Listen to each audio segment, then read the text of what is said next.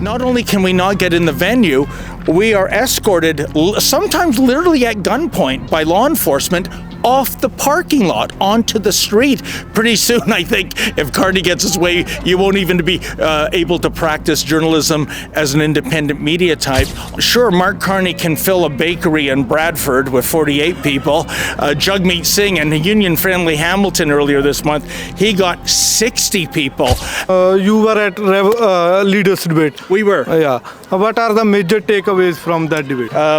Correct me if I'm wrong, I think a leap year is every 4 years, and we fight in federal court to be allowed into the leaders debate. We fought successfully in 2019, 2021, but for the mainstream media, us just being there once every 4 years, getting to ask questions, well, they had a hissy fit. They didn't want us there. They made up stuff, and that ended up getting the scrums after the English language leaders debate on Thursday cancelled. It was terrible cowardice, and I think it was shameful the way the legacy media behaved. I saw whole the debate and the questioning. Jagmeet Singh is not answering to your questions. That is particularly disgraceful, and I'll tell you why. It's not that he's slighting us.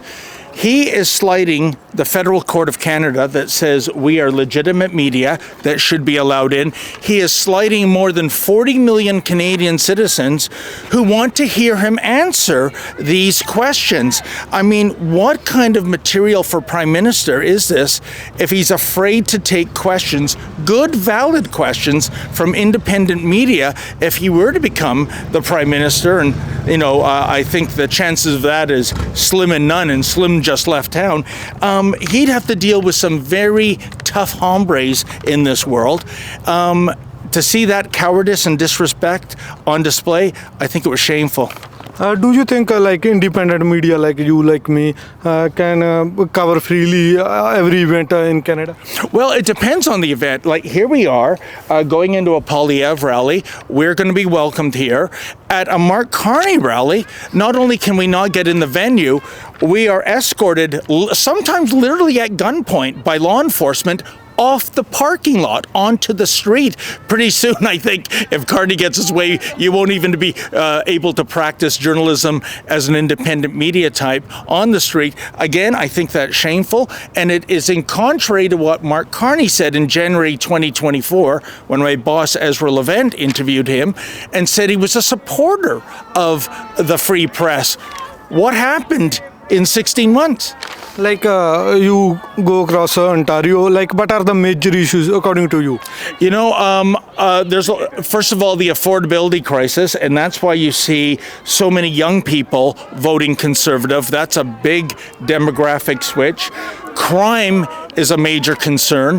The future of Canada, that's out there because that Privy Council report that came out earlier today indicating that in 15 years, 2040, Canada will be a dysfunctional nation, that there will be people of wealth will be leaving, and the poor will resort to foraging and scavenging in order to have enough food. Is this the future we want for our Dominion? Who do you think have upper hand in this election? Well, you know what? We're all going to find out on April 28th. I get a vibe that, look at this rally. There's going to be thousands of people in there. Sure, Mark Carney can fill a bakery in Bradford with 48 people. Jagmeet Singh and Union-friendly Hamilton earlier this month, he got 60 people at a rally. The question is, does rally attendance translate into votes at the ballot box? Well, we're going to find out in less than a week, right? But I will say that when you go to a Polyev rally, it's electric, it's energizing, it's full of hope.